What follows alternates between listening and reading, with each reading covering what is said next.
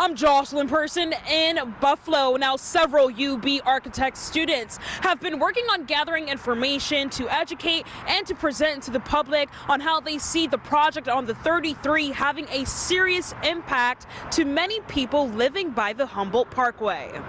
Disappointed in our government, not just the state government, but also our local government. I don't think Byron Brown cares enough.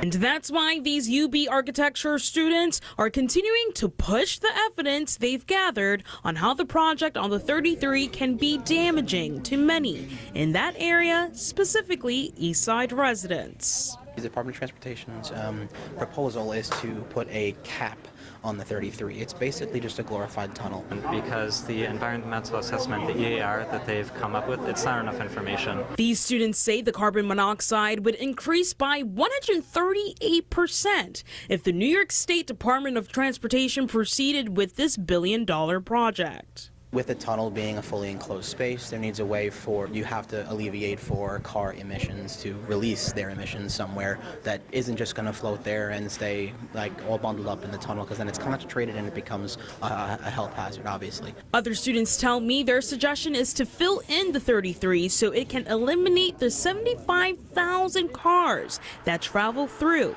And that way, they say, the East Side's economy will begin to improve because of the traffic. Basically, they're just keeping the status quo. However, during the construction, they're going to have to divert traffic anyway, so that traffic is going to go onto the streets, which is what we're actually in favor for. So we might actually see increased benefit in those neighborhoods along the radios. Their professor Brad Wales tells me at first the plan by the DOT was to cut off the expressway and to connect Delaware Park to Martin Luther King Park.